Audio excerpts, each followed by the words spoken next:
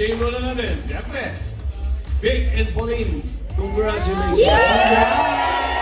Happy baby girl! Congrats! Nanganak na po si Vic, mga kaibigan. Si Pauline! At Si Pauline ba? Pauline! Happy baby girl! Congrats! Nanganak na po si Vic, mga kaibigan. Si Pauline! Happy baby girl! Congrats! Nanganak na po si Vic, mga kaibigan. Si Pauline! Welcome back mga kaaldab. Ito na naman po ang inyong lingkod, si Mr. Destiny. At magbibigay po tayo ng pinakamainit na update po ngayon sa social media. Yung video po na pinakita ko po sa inyo, na kung saan sinabi nga po ni Bossing, ni Henyo Master Joey De Leon na nanganak na nga po daw si Maine. Common sense na lang po sa mga pahiwatig po ni Bossing, ni Henyo Master Joey De Leon. Sabi ko nga po sa inyo, pagdating po sa mga bagay na ganyan, talaga naman pong mapapaisip ka. May mga bagay-bagay na comedy talaga, di po ba, na may laman. May mga point na gusto na nga po talagang sabihin yung katotohanan, di po ba?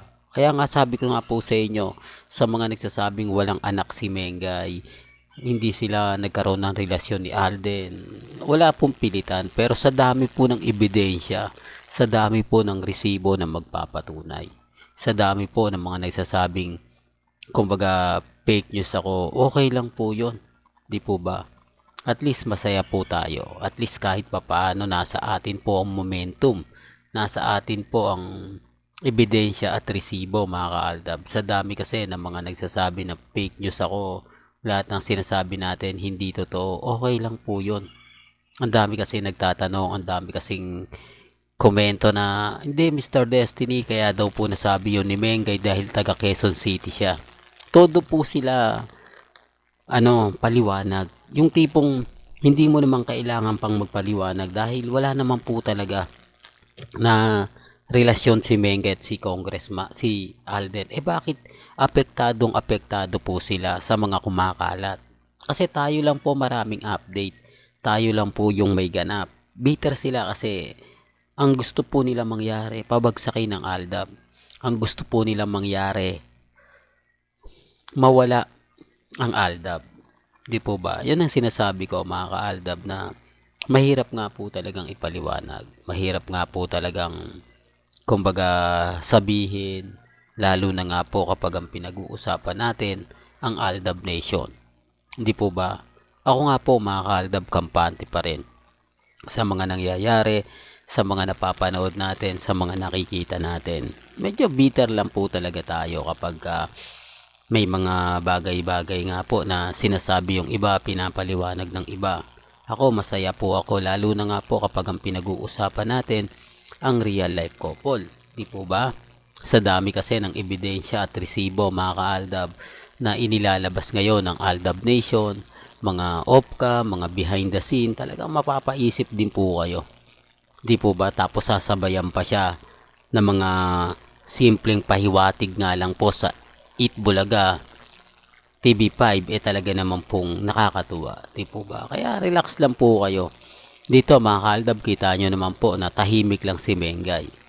Hindi siya gaanong nag-react sa sinabi ni Henyo Master Joey De Leon na kung titignan nyo, may mali, di po ba? Pero gaya ng sinabi ko, wala pong pilitan. Hindi po tayo namimilit sa mga sinasabi at pahayag po ng iba. Ang sa akin lang, gusto ko maging updated kayo. Ang sa akin lang, gusto ko lahat ng mga kaganapan, alam po ninyo. Di po ba? Kaya nga po sabi ko, ang daming bitter na naglabasan. Ano kaya ang problema nila? Di po ba? Ipagpipilitan po kasi nila, mga ka-Aldab. At hindi naman lingid sa inyong kaalaman na kumbaga hindi na talaga maganda yung nangyayari ngayon. Kina Congressman Mengay, Arjo at Maine Polkerson. Parang wala na, di po ba? Parang yung mga bali-balita po ngayon talagang medyo maingay na maingay pa. Di po ba? Ang problema lang po, mga ka-Aldab, sila apektado. Sila kumbaga inis na inis. Kaya nga po yung mga komento nila, Baliw Nation na nga po raw yung tawag sa atin. Grabe, no? Patindi ng patindi. Yan lang mo naman po kasi yung po pwede nilang ibato. Yan lang naman kasi yung po pwede nilang sabihin. Di po ba? Yung Baliw Nation, tapos may mas masasakit pa at matitindi. Di po ba?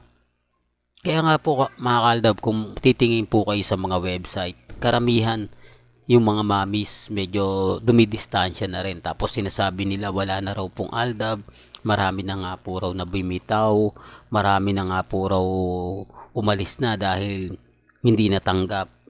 Yung iba po, neutral lang, na kumbaga silent lang po yon. Ang ibig kong sabihin, naandyan lang po yun. Nag-aantay lang po yun ng tamang pagkakataon, tamang panahon. Hindi po ba? Kaya imposible po na yung mga ginagawa po nila o yung mga sinasabi po nila totoo. Hindi po ba? Kaya nga po yung iba kapag ka nag-post tayo tapos nag-trending, pagpaparamdam po yan kung gaano po tayo karami. Pagpaparamdam po yan kung gaano kalakas yung Aldab Nation. Di po ba? Real talk mga ka-Aldab. Pero bago ko nga po pala ituloy itong update natin, kung bago ka lang sa channel na to at isa kang true-blooded Aldab Nation na nagmamahal po kila Mengay at Isoy, tama po ang channel na pinuntahan mo, kaya consider na po kitang bagong subscriber. At huwag mong kalimutang i-share ang mga video po natin sa mga mami, sa mga titas, at sa mga senior. Remind ko lang po sa mga dumadaan at sa mga bumibisita, sa mga nagsasabing fake news ako, okay lang po yun. Kasi sa totoo lang po, napakaraming bitter, napakaraming inis na inis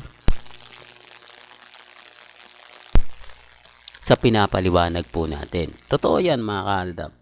Ramdam ko dahil kaliwat kanan po yung pambabati ko sa atin, kaliwat kanan po yung mga issue na binabato sa atin, pero hindi tayo nagpapatinag, hindi tayo nagpapatalo. Basta kung ano lang po yung mga nababasa natin, napapanood natin, napapakinggan, relax lang po kayo. Hindi po ba kampante lang, kasi gaya na sinasabi natin, marami tayong ebidensya at resibo. Marami tayong pagpapatunay na ang relasyon nila Mengay at Isoy 101% legit yan. Hindi yan kahapon lang, hindi yan nung isang araw lang. Lahat po yan totoo. Depende na lang po ito kung ano po yung magiging senaryo po nila. Ang sa akin, kung ano po yung trending, doon lang po tayo. Real talk mga kaaldab.